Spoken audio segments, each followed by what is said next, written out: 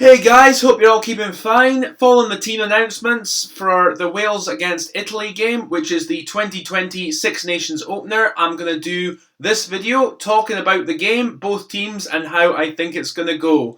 I think the general consensus from the vast majority of people is that Wales are going to win this one fairly comfortably, but can Italy make it a competitive game? Can Italy maybe even turn Wales over? I don't think Italy will do enough to turn Wales over and win it themselves away from home, which they haven't done since they beat Scotland back in 2015. But I do think Italy have it in them to ruffle a few Welsh feathers in the game, and if Italy's backline, which is very capable of scoring tries if they get front foot ball, could cause Wales some problems in the game, as well as the Italian back row, which I'm going to get into. I'm going to talk about the teams, and first up, I'm going to talk about the Welsh team and who they've picked. Up front for Wales, it's mostly as you were, the more or less the same eight that were the first choice during the World Cup, apart from Toby Faletau coming back in at number 8. That is big news for Wales because he's had a lot of injuries the past couple of years, barely played any rugby for Wales, and he's back fit again. Good to see him back on the international stage because at his best, he's up there with the best number 8s of the world. As we all know, quality player, can do basically everything.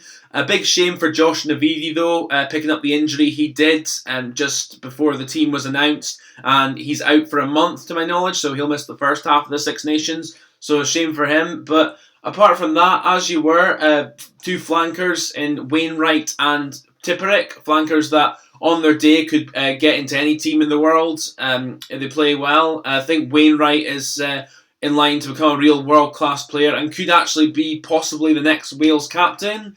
I think he's going that way with how well he's playing, how good a player he is. The pack, of course, spearheaded by the brilliant Alun Wyn Jones at lock, who every time he takes the pitch, even if the team's not playing well, you know he's going to play well. You know he's going to be at every breakdown, make as many tackles as he can, make as many carries as he can, and just be a live wire around the pitch and just be an immense leader. I mean, if anyone has Alun Wyn Jones in their team, they're bloody lucky. He's just absolutely phenomenal. And I know he's only fairly recently back playing for the Ospreys again, but I think it's going to be no problem for him stepping up again to lead the Red Welsh Dragon on the international stage. And I think the selection of this pack shows that Pivac is, as I say, going for pretty much tried and tested, going for what he knows, making sure that Wales have a solid base. Of course, we know Wayne Pivac, with his coaching of the Scarlets, he's going to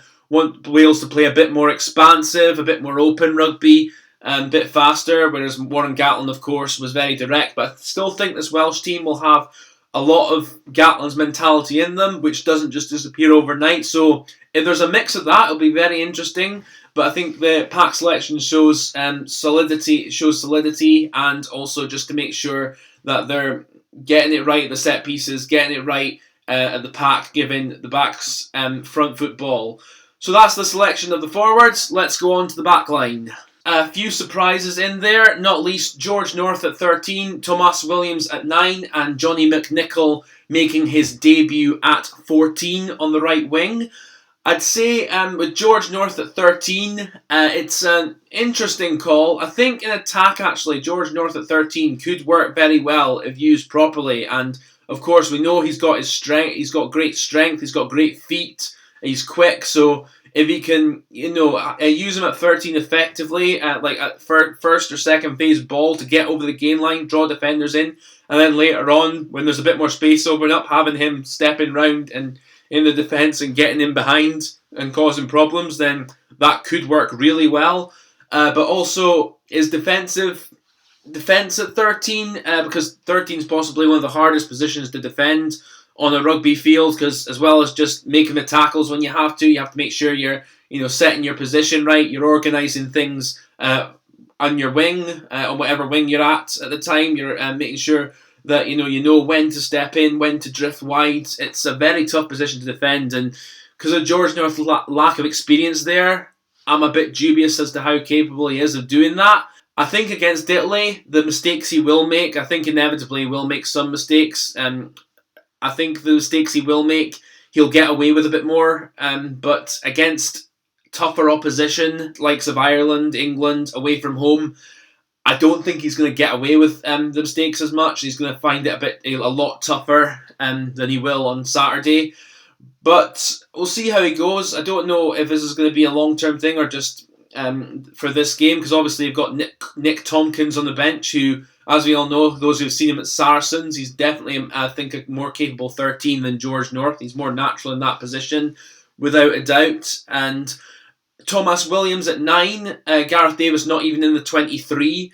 I've been one of those, I think I said it during the World Cup, that I think Thomas Williams should be the starting 9 for Wales. I think at the World Cup he was a lot better than Gareth Davis when he came off the bench in the knockout games. He made an impact. I think his pass is a lot better than Davis's. He's a lot quicker from the base as well. He controls things a bit better when he needs to. Gareth Davis, I think, is a better open field runner. He's a better sniping 9, but I think his passing at international level still leaves a fair bit to be desired. And I think a lot of Welsh fans will agree with me on that. Speaking to them on forums and such, I think they were agreeing with me that Thomas Williams has a good chance of being the starting 9 for Wales. I think, though, I know Dan Biggar's more or less the only 10 Wales have available right now in terms of their international experience 10s. But going forward, I'm not sure with Wayne Pivac's style he's the right 10, because for me, he doesn't come flat enough, I think, in attack. I mean, obviously he's very solid and good at what he does with bringing first and second receivers into play and kicking the ball, knowing when to kick the ball up in the air. And also when to kick long as well. He's good with his kicking game, Dan Biggar. But also the fact of, he still has that petulant side to him, which I don't personally like. But he's obviously a very competitive player. So I think he sometimes still lets that side get to him a bit. I think Wales, when Anscombe comes back and is fully fit and at his best, Anscombe will be the first choice 10 going forward. But for now, it's Biggar. And Hadley Parks at 12, long term again. The fact he's 32 now, and there's still bits in his game where he's decent at crashing. He's an okay kicker at 12 as well, but his passing is still a bit so-so. And there's a few things in his game I'm not sure that fits Pivac's style entirely. But we'll see what happens there. And also, as I said, with Parks being 32, is he a long run? I'm not sure. I'm not convinced he is, but that's just what I think. On the bench for Wales, as I said, no surprises really in the pack. In the back line, Nick Tompkins, the outside back, and Jared Evans with little international experience is the outside half replacement. So it'll be interesting to see how they do when they come on. Will Nick Tompkins make an impact when he come on and do enough to earn a start the following week? We shall see. But that's the Wales team for Saturday. On to Italy now. Italy, of course, have a new captain in Luca Bigi as their hooker.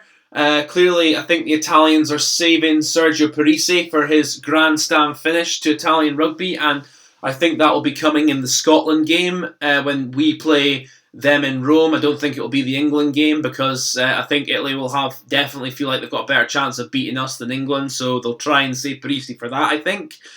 But I think even without Parisse, as I said earlier, Italy's back row, I think, is capable of causing problems for most teams. They've got Pelledri, obviously the Gloucester flanker. They've got Negri, and they've got Stein as well, who are all very capable back row players and can cause a lot of problems for opponents at breakdowns, and their work rate's good. They tackle hard, and likes of Stein especially can carry hard as well. And in their back line, if they can get front football, I think this back line could be very dangerous. Obviously, you've got Callum Brady at 9, who's the Gloucester reserve 9. You've got Tommaso Allen, who I think is definitely their first choice 10 now, and deservedly so. I think he's their best 10, the most solidified 10 Italy have had since Diego Dominguez retired all those years ago. It's interesting to see how they've gone with the Allen kind of 10-12 axis, and it reminds me a bit of, I think they're trying to do similar to what England do with George Ford and Owen Farrell with that 10-12, but I'm not sure it's going to work as well with Italy, because I haven't seen a lot of Cana at 12, and I'm convinced he's more a 10. I don't think he's that good at 10 anyway, but at 12 I'm not sure. But elsewhere in that back line, I think Minozzi at fullback's a key player to have back. They missed him a lot last year, Italy, because he's a great attacking fullback who can cause defences problems when he's given space. He's also solid under the high ball. He's quite good positionally from what I've seen of him. But yeah, the big thing with Italy is with this team. I think when they get the ball, if it's on the front foot, they are capable of scoring tries, but the big question marks, of course, are in defence and if they can last a full 80 minutes and against a top team like Wales, and if they can stick with them for 80 minutes. And I'm not convinced they can. I mean, obviously, Conor O'Shea's gone to England. He's got a directing role at the RFU now, and they brought in Franco Smith as the replacement, ex-Treviso coach, of course, and South African. And it'll just be I don't know if he'll make a serious impact. I mean, we'll see what happens. I think because the likes of Treviso and like Benetton Treviso, pardon me, and also Zebra haven't done that well this year in the Pro 14 compared to the other seasons. So will that be a factor? I don't know. I'm just not convinced by this Italy team yet. So there's a lot of work for Franco Smith to do to get them up to speed and back being a team that I'm not saying sort of are going to be winning Six Nations championships, but at least know how to compete in them and to be in games and to get at least a couple of wins in a tournament, 1 or 2 wins in a tournament. But we'll see what happens there. I think Wales, as I said, under Pivac, there's going to be a transition, and it'll be interesting to see how much of Gatland's game plan is still going to be a lot of the Welsh players' heads, as it's a lot of the players as before, and also how much they're going to quickly shift on to Pivac's game plan.